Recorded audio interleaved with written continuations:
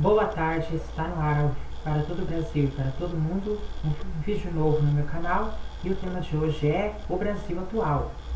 De 1964 até a presente data, a história do Brasil deve ser contada através da história da sua economia e de seu desenvolvimento social e cultural, estabilizado politicamente, pacificado o seu povo, motivados todos os brasileiros no sentido de promover, no esforço conjunto, o engrandecimento do país, através de um trabalho árduo, mas que os fatos estão provando não ser impossível. Não há fatos históricos no setor da política que assumam a relevância necessária para que sejam contados. A vida política nacional caiu numa rotina sadia e tranquila, sem agitações e sem grandes choques capazes de alterar, pelo menos por enquanto, o rumo da sua história e de seu esforço em prol do engrandecimento nacional. Dessa forma, nossa história passa a ser a história de nosso fortalecimento no campo econômico e de nossas conquistas sociais e culturais. Então, gente, a história de 1964 até a presente data, a história do Brasil, ela deve ser contada de que forma? De sua economia, de seu desenvolvimento social e cultural. É assim que a história do Brasil deve ser contada. E a nossa história, ela passa por a nossa história passa a ser a história de nosso fortalecimento. Por que de nosso fortalecimento? Fortalecimento no campo econômico, de nossas conquistas sociais, culturais,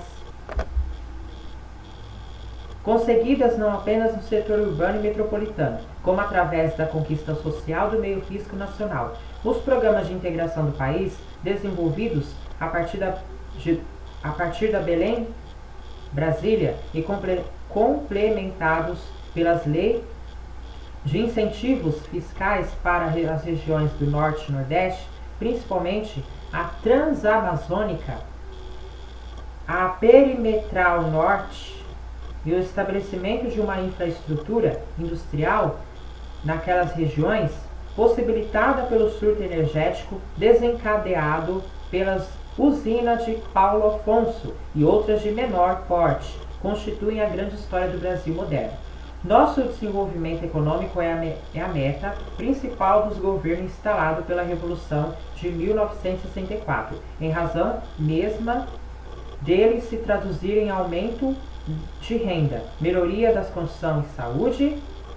Então, a respeito do nosso desenvolvimento econômico, vale destacar, vale ressaltar que a meta dos governos instalados na Revolução de 1964, a respeito do desenvolvimento econômico, era traduzir um aumento de renda,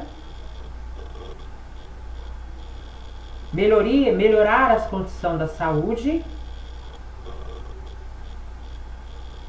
incremento na criação de escolas, criar escolas e em extensão. Por consequência, o bem-estar. Há um número cada vez maior de brasileiros. Tal objetivo contido no programa dos governos revolucionários e resumidos na publicação Metas e Bases para a Ação do Governo, entre aspas, editada sobre a responsabilidade da Presidência da República, mostra que para se alcançar um estágio realmente satisfatório na conquista do desenvolvimento econômico, uma planificação global atingindo todas as áreas das necessidades nacionais vem sendo posta em ação, em ritmo acelerado e ininterrupto. No entanto, esquemas elaborados pelas autoridades e que devem ser postos em execução pelos poderes públicos necessitam como condição essencial para que se completem da colaboração de todo o povo, principalmente das classes economicamente mais favorecidas, Visando obter essa colaboração, foi criada e desenvolvida a chamada política de incentivo. E para que serve? Qual o objetivo da política de incentivo? A política de incentivo com a qual busca-se motivar as pessoas física e jurídica para o grande esforço da reconstrução nacional, considerando que incentivo é sinônimo de estímulo. Segue-se que incentivos fiscais devem ser considerados como uma forma de estimular o emprego de parte daquilo que for devido ao imposto de renda, em programas e projetos que identifiquem alto interesse nacional, motivando o contribuinte, inclusive para declarar toda a sua renda, a fim de que, pelo cálculo de imposto devido, possa descontar a parte que vai aplicar em qualquer projeto que ele acene, com lucros futuros, e que, por sua vez, vão ajudar ao governo a acelerar os programas de desenvolvimento com a criação de novas empresas agrícolas ou urbanas, o que significará mais empregos, mais riquezas, mais bem-estar para todos.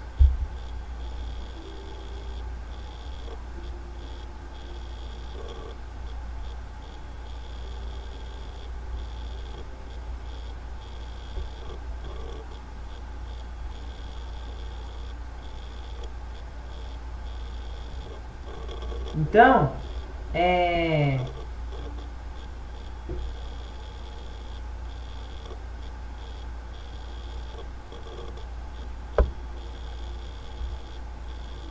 para haver mais emprego, mais riqueza, mais bem-estar para todos, é necessário que haja um desenvolvimento. É necessário que o governo venha acelerar os programas de desenvolvimento do país.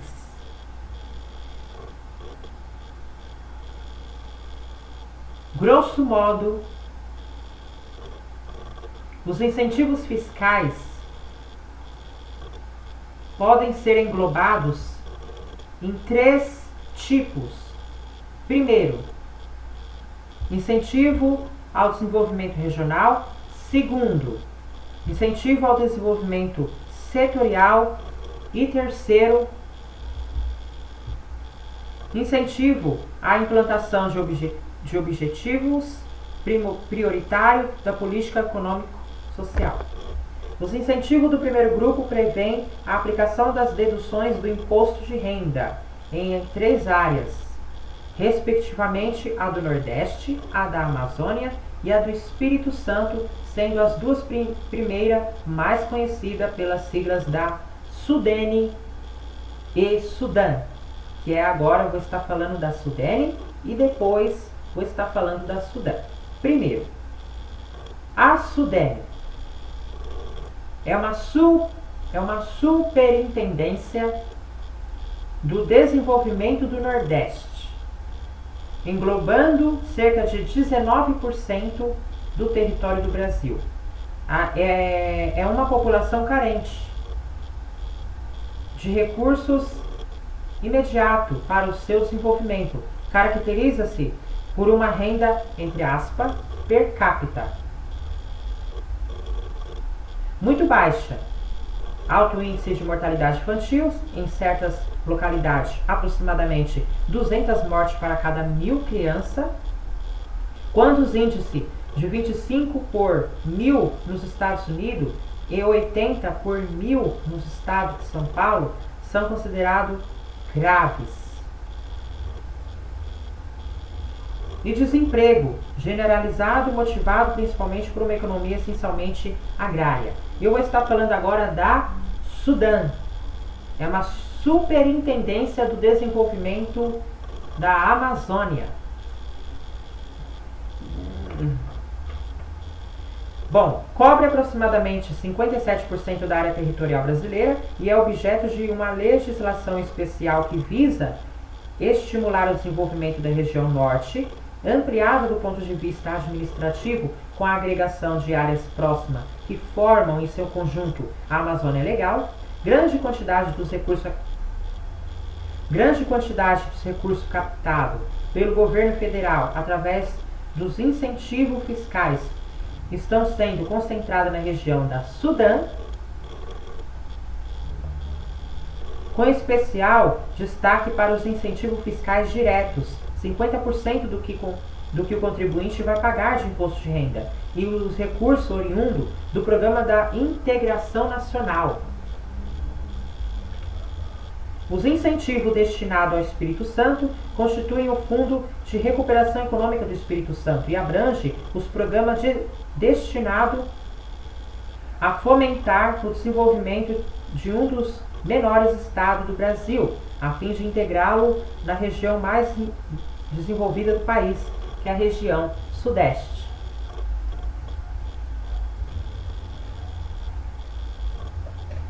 No segundo grupo de incentivo, vamos encontrar aqueles denominados incentivos ao desenvolvimento setorial, que não se destinam especificamente a uma determinada região, como nos casos da Sudã e da Sudene, mas que podem ser aplicadas em qualquer delas com uma consequente variação dos índices de dedução. Vários setores da atividade agrícola e industrial estão sendo beneficiados pelas aplicações nesse grupo, e entre eles cumpre destacar a SUDEP, que é a Superintendência do Desenvolvimento da Pesca, e que se destina especificamente ao desenvolvimento de projetos relativo à industrialização da pesca, não apenas na Amazônia e no Nordeste, mas em qualquer outra região do país onde haja viabilidade econômica para essa atividade. Num país com cerca de 9.000 quilômetros de costa, que se alargam por um mar territorial de 200 milhas, essas viabilidades são positivas e podem significar a solução de vários problemas dos mais importantes para o desenvolvimento do país: novas riquezas, possibilidade de alimentação mais sadia e barata, além de novos empregos para vastas camadas da população. Ainda neste grupo, vale ressaltar as aplicações que estão sendo feitas através do IBDF, que é o Instituto Brasileiro de Desenvolvimento Florestal,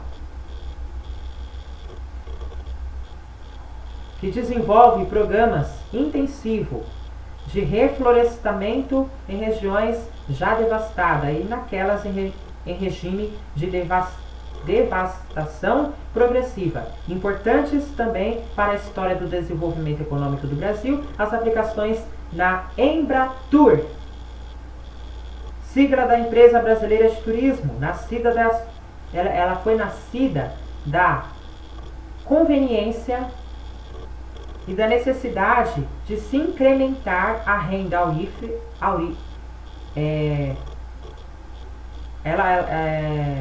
a Embratur é uma sigla da Empresa Brasileira do Turismo e ela nasceu da conveniência, ela foi nascida da conveniência e da necessidade de se incrementar a renda auferida pelo turismo.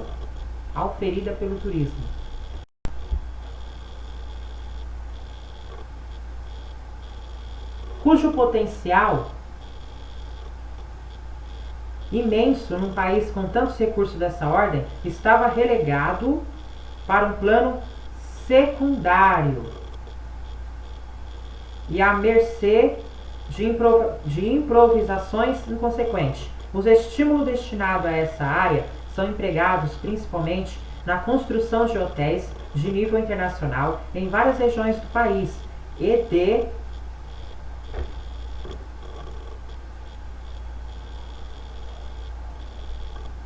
outras obras destinadas a incrementar o turismo. Também neste setor de turismo, nota-se a preocupação do governo federal com relação às regiões do Norte e do Nordeste, pois se as deduções do imposto de renda aplicado no setor destinam-se à construção de hotéis ou obras de fomento ao turismo da Amazônia ou do Nordeste. O desconto permitido atinge a 50%. No entanto, se destinarem à Embratur, mas para aplicação em qualquer outra área do território nacional, o limite é de apenas 8%. Eu vou estar falando agora, ainda não. Finalmente, chegamos ao terceiro grupo de incentivos fiscais, os chamados incentivos à implantação de objetos prioritários da política econômica e social, que não produzem lucro para os aplicadores e constituem aplicações específicas do imposto de renda destinada a propiciar às autoridades governamentais recurso destinado a uma aplicação determinada em projeto e programas de ordem desenvolvimentista. Deste, cumpre destacar os seguintes: PIN, P-I-N, PIN, que significa Programa de Integração Nacional, cujos principais objetivos, determinados pela Lei nº 1106, de 16 de junho de 1970, são os de incorporar a vida e a economia nacional à Amazônia, assim como promover a reconstrução da Amazônia do Nordeste por meio de obras que sejam capazes de possibilitar o seu desenvolvimento global. E o que todos os trabalhadores conhecem, o PIS. O PIS. PIS significa Programa de Integração Social, que constitui uma modificação da antiga lei de participação dos lucros nas empresas e que se destina à formação de um fundo de participação do trabalhador, tornando-o um elemento ativo e efetivo do desenvolvimento da empresa em que exerce as suas funções. Segundo esse programa, criado pela Lei Complementar número 7, no dia 7 de setembro de 1970, todas as empresas são obrigadas a calcular uma porcentagem sobre a folha de pagamento de seus empregados, a depositá-la na Caixa Econômica Federal, a conta do PIS.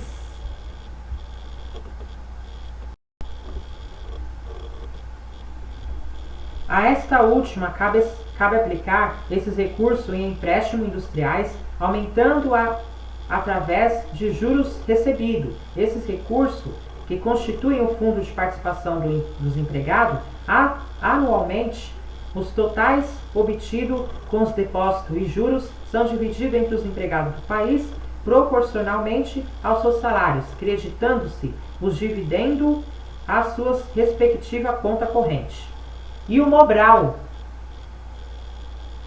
que é o Movimento Brasileiro de Alfabetização, constitui-se igualmente num programa sem finalidade de lucros para os investidores e foi instituído pela Lei nº 1124-70. Por ela, tanto as pessoas físicas como as pessoas jurídicas ficam autorizadas a deduzir 1% de seu imposto de renda para um programa de altíssimo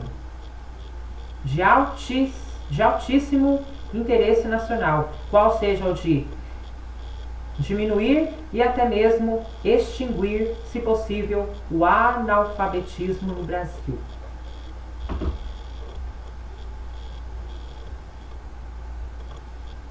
Proterra, Programa de Redistribuição de Terra e Estímulo à Agroindústria do Norte e Nordeste, que autoriza a separação de 20% das deduções do imposto de renda, a fim de que, com os recursos apurados, possa o governo realizar projetos setoriais de forma agrária e financiar programas de incentivo agroindustriais do Norte e do Nordeste.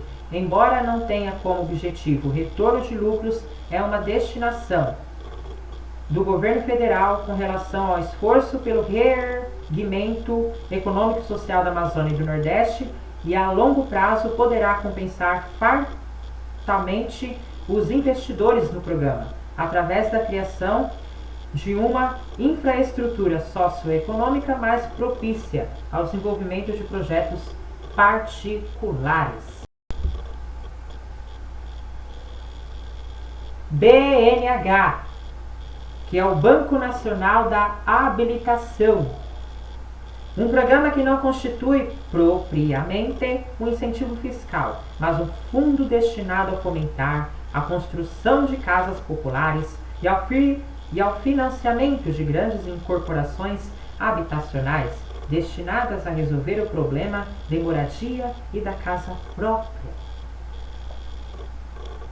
Embora com grandes falhas de ordem estrutural que tem feito com que muitos compradores de casas financiadas pelo programa acabem por desistir de suas compras, vem contribuindo poderosamente para o desenvolvimento da construção civil no país.